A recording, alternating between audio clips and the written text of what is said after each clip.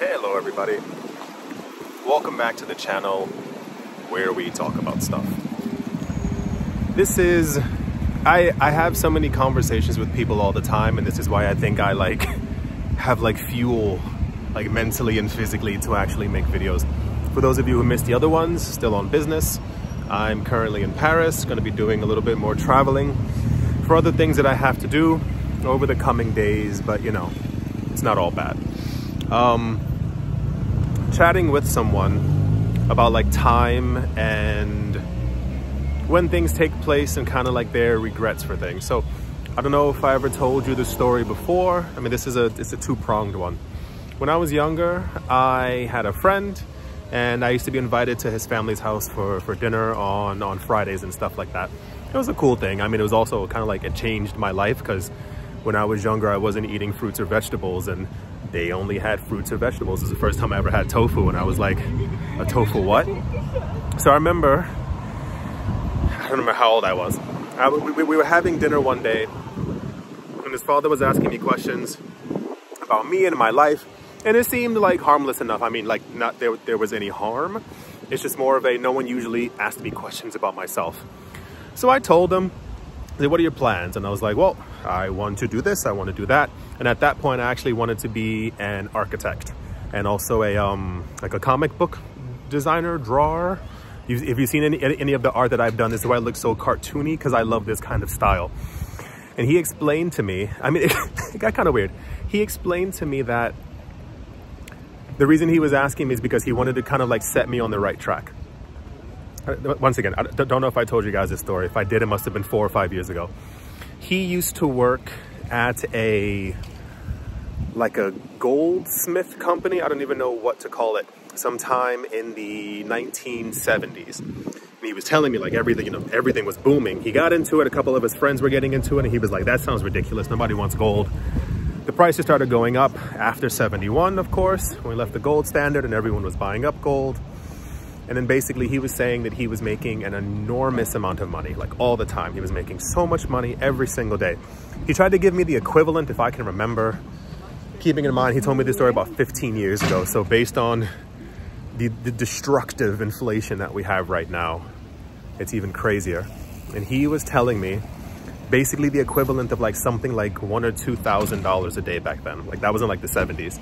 He said he would wake up, he would tell his wife, get up, we're going to Hawaii. And they would go to Hawaii for 2 or 3 weeks. He said business class, first class, there was no real level to the expense. And then I was, waiting for the, the punchline, what's the point of this story? And he was saying he had worked there for about a good 5 or 6 years. He kind of ran the company. This is the way he portrayed it, at least. He said he ran the company. There's so much good looking food around here, all this stuff. I keep walking by these macarons and pastries and stuff. He said he ran the company, and then at some point he realized that even his best friend was actually stealing from him. And he didn't care. He looked through the order books, and he was realizing that every single day maybe $100 or so was missing. And he was like, you know what, we're making enough money, it doesn't even matter. The idea of saving, sorry if it's getting a bit windy, I'm on an island within Paris. I'll try and show you in a second. So in the very center of the city, there's an actual island that kind of sits in the middle of it, and that's where I currently am. Maybe see a little bit more. I'll show you the water in a second. So he was saying that after all these years of making all this money and realizing that his friend, here's the island. Rather, we're on it, but that's the other part of the thing. All these years of realizing that his friend was stealing from him, he kind of, just didn't care. And then one day he realized that the market kind of dropped, that things had kind of dried up and he wasn't getting any more business. He was like, it's cool. We have tons and tons of money. He checked his bank account. He almost had nothing. He hadn't saved. He hadn't put anything away. There was nothing that he had left because he was living so extravagantly. So when I met him and I knew them as a family, they were renting a home. And he told me that they were actually renting from someone when they could have bought that same exact home 15, 20 times over every couple of months. So he was telling me the house, he didn't say the word not sad, but you could tell, like, you don't tell a story like that. Like, I'm completely happy. He was telling me how down he was, this idea that, like, he hadn't done anything over time. That moment in the 70s completely kind of knocked him out mentally as far as any kind of drive. You feel like you have like a chance, a shot. He got it, and then he squandered it over the course of multiple years. And that's what I was saying. I had someone else I was just chatting with, like the beginning of this story. I was thinking of the other guy. The beginning of the story, I have a friend. He's not old. He's not in his like 70s or anything like that. But when you talk to him about money or finance, he gets down. It's because he thinks that he's missed it. He's missed out. He has no chance. There's no way that he's ever going to be able to recover or make money and things like that. And it's kind of like, is the word demoralizing? No, it wouldn't be demoralizing, but it brings down the morale. As far as like, people keep thinking that they're too late or they don't have any time left or they can't get it done. And that's a huge hindrance for the mind as far as like, I know, I mean, if I'm lucky, I have extra years on this planet, but the sky's kind of the limit. There's nothing that I really can't do, especially if I don't put my mind to it. And I don't know if that's, say it this way, I don't know if that's purely or mainly an American mindset, because a lot of times when I tell, once again, I was born in the States, when I tell people that, like, you know, like, do it, go for it. Like, I have friends who are like, oh my gosh, you know, I wish I could start a business. I would love to own a home. I wish I could, and I tell them, like, go for it. Like what's stopping you? The only thing that's stopping you is you. There's nothing like actually in your way except for you constantly thinking that you're too late for something. So for instance, like right now, you probably think that there's something going on, or you're too late, or you couldn't do something. And I mean, not even about like getting into the market or leaving the island. Not even about getting into the market, because people have that all the time. I'm too late, I didn't buy enough, and so and so. But I mean, like, big things that you want to do. Like, I'm gonna try and be super honest here. What do you want to do with your life? Like, what do you want to accomplish? What do you want to achieve? What do you want to have? And I mean, outside of thinking small, everybody wants to own a home. Everybody wants to own some land.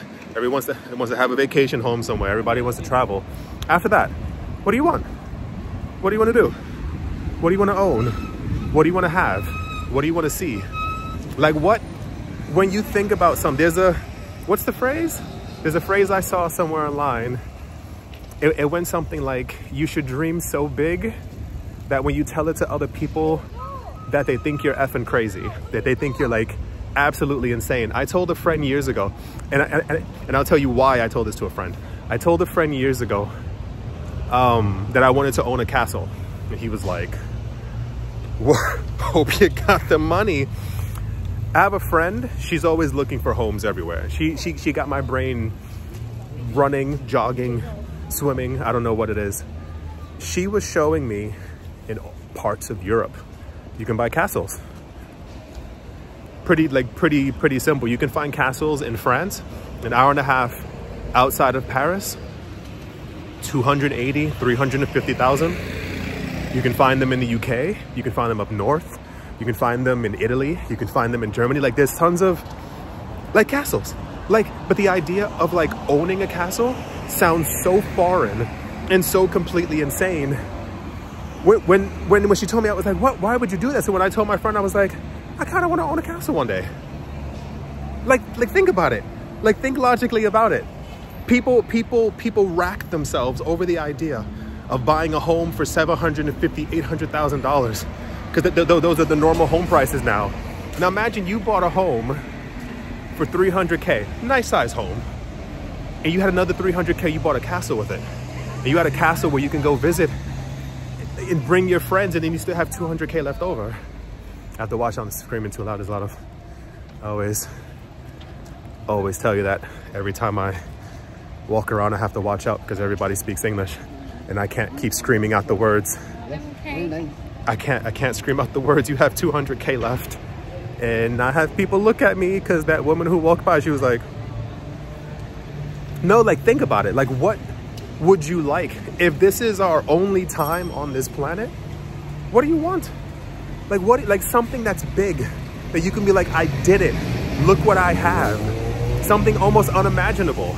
When I was young, there was not a, you know what I'm next to? Next to Notre Dame.